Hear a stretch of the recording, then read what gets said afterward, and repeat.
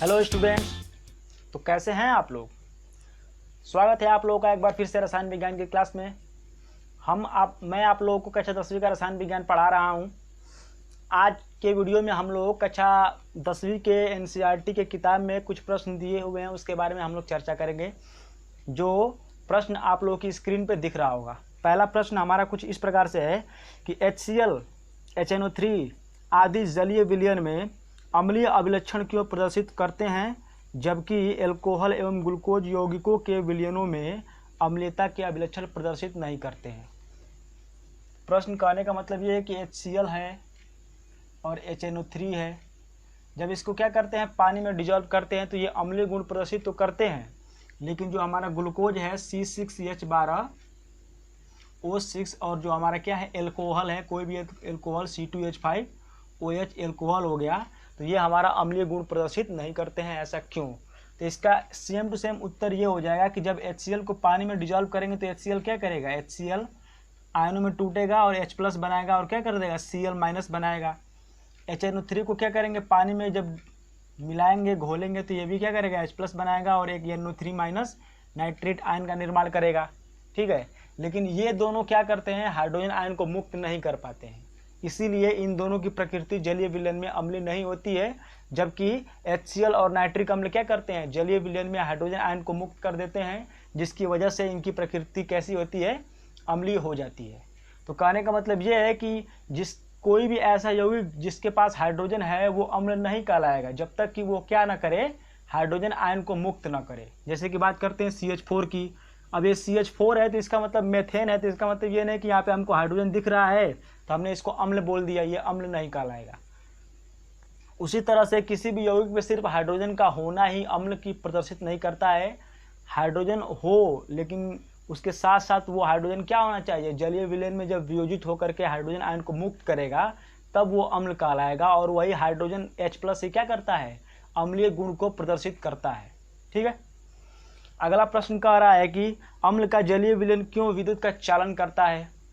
अब विद्युत का चालन करने के लिए किसी भी विलयन में आयन का होना जरूरी है। यदि किसी विलयन में आयन है तो वो क्या करेगा, विद्युत का चालन कर देगा, और यदि आयन नहीं है तो वो विद्युत का चालन नहीं करेगा।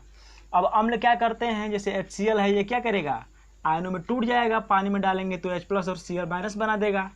H2SO4 क्या करेगा, इसको भी जब पानी में डालेंगे तो ये भी क्या कर देगा, 2 हाइड्रोजन आयन बना देगा और क्या कर देगा, 1 सल्फेट आयन बना देगा। एसिटिक अम्ल को करेंगे CH3COOH, सिरका जिसको बोलते हैं, इसको करेंगे तो ये भी हमारा क्या कर देगा, CH3COO एसिटेट आयन बनाएगा और 1 क्या कर देगा, हाइड्रोजन आयन को मुक्त कर देगा।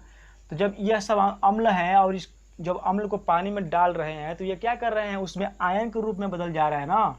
अब वो अम्ल किस में बदल जा रहे हैं, आयन के रूप में, और यही आयन क्या करते हैं, उसमें से विद्युत धारा का प्रवाह करने के लिए कार्यरत रहते हैं। इसीलिए जब अम्ल की कुछ मात्रा पानी में डाल देते हैं तो वह विद्युत का चालन करने लगता है।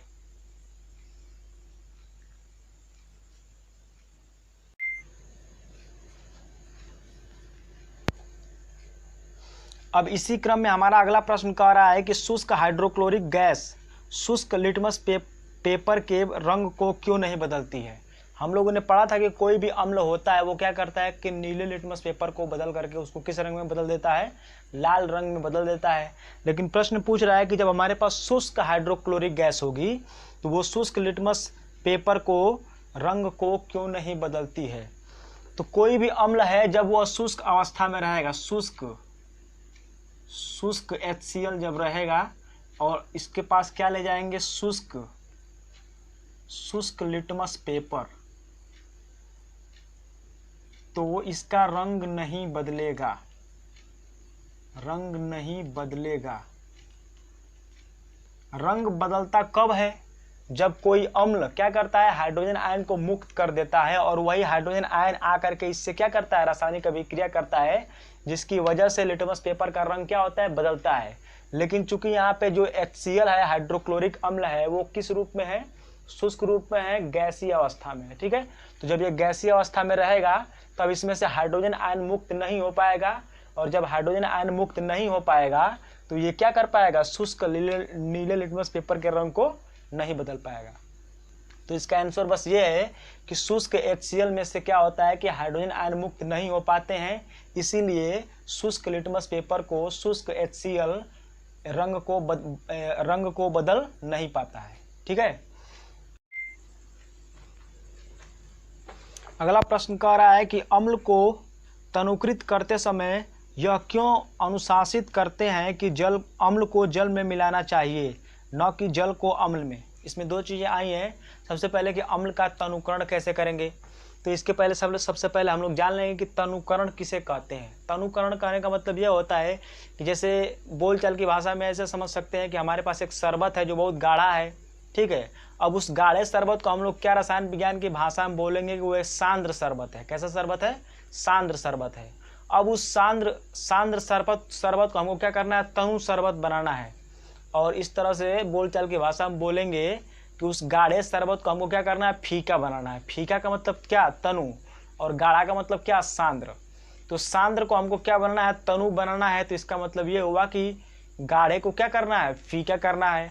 अब उस गाढ़े को फीका करने के लिए क्या करेंगे? उस गाढ़े शरबत में क्या कर देंगे? पानी मिला देंगे, जिससे उसका आयतन तो बढ़ जाएगा और आयतन बढ़ने के बाद वो क्या हो जाएगा?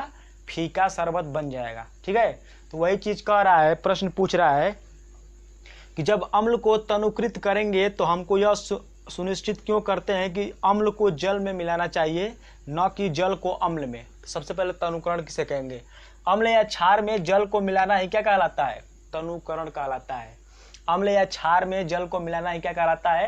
तनुकरण कहलाता है। इससे होता क्या है कि जब अम्ल या क्षार में जल को मिलाएंगे तो इसके फलस्वरूप प्रति इकाई आयतन में हाइड्रोनियम आयन अथवा क्या हाइड्रोक्सिल आयन की सांद्रता क्या हो जाएगी? कम हो जाएगी।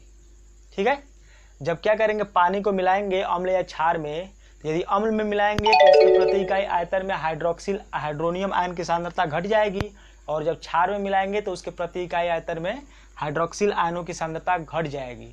अब प्रश्न ये आता है कि इसमें हाइड्रोनियम आयन कहाँ से आ गया? तो जो हमारा अम्ल होता है वो क्या करता है? H+ को देता है, डोनेट करता है, मुक्त करता है।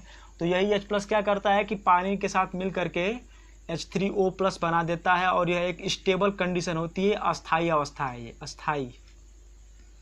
ठीक है, और ये क्या होती है? बहुत अधिक अस्थायी अवस्था होती है।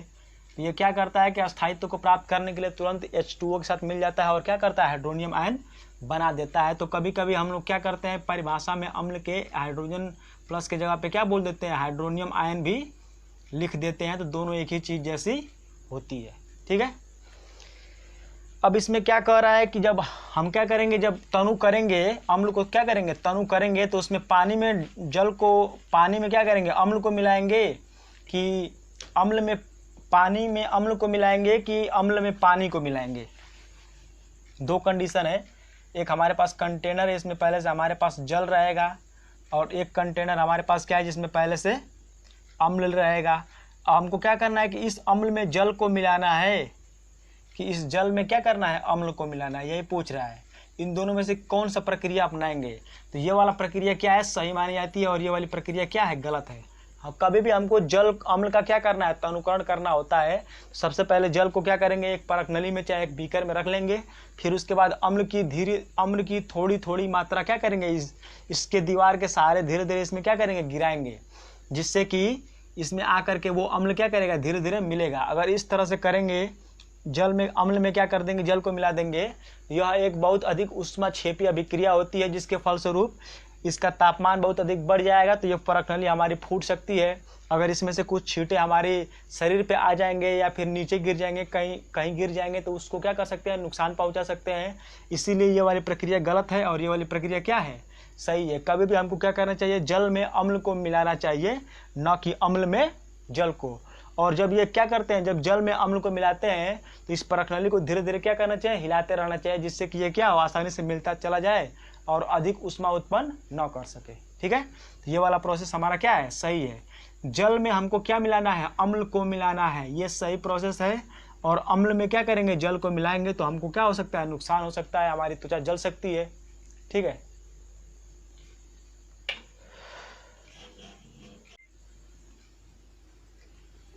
अगला प्रश्न कह रहा है कि अम्ल के विलयन को तनुकृत करते समय हाइड्रोनियम आयन की सांद्रता कैसे प्रभावित हो जाती है? तो मैंने अभी बताया है कि जब अम्ल के विलयन को क्या करेंगे, तनुकृत करेंगे, तो उसमें पानी की मात्रा बढ़ेगी, और जब पानी की मात्रा बढ़ेगी तो उसके प्रति एकांक आयतन में क्या होगा, हमारा हाइड्रोनियम आयन की सांद्रता क्या हो जाएगी, कम हो जाएगी। तो इसी तरह से हमारी क्या होती है, हाइड्रोनियम आयन की सांद्रता प्रभावित होती है। तो इसको लिखेंगे कैसे कि अम्ल के विलयन को तनुकृत करते समय हाइड्रोनियम आयन की सांद्रता एकांक आयतन में क्या होती है, कम हो जाती है, घट जाती है। बस। अगला प्रश्न कह रहा है कि जब सोडियम हाइड्रोक्साइड विलयन में अधिक के क्षार मिलाते हैं। अब सोडियम हाइड्रोक्साइड तो पहले से क्षार है, ये है, अब उसमें क्या करेंगे, और अधिक ला करके क्षार मिला देंगे। तो जब उसमें और अधिक ला के क्षार मिला देंगे तो उसमें OH माइनस जो हाइड्रोक्साइड आयन की सांद्रता होगी वो क्या हो जाएगी, बढ़ जाएगी। और जब हाइड्रोक्साइड आयन की सांद्रता बढ़ेगी तो उसके एकांक आयतन की सांद्रता भी क्या बढ़ेगी, क्या हो जाएगी, वो भी बढ़ जाएगी।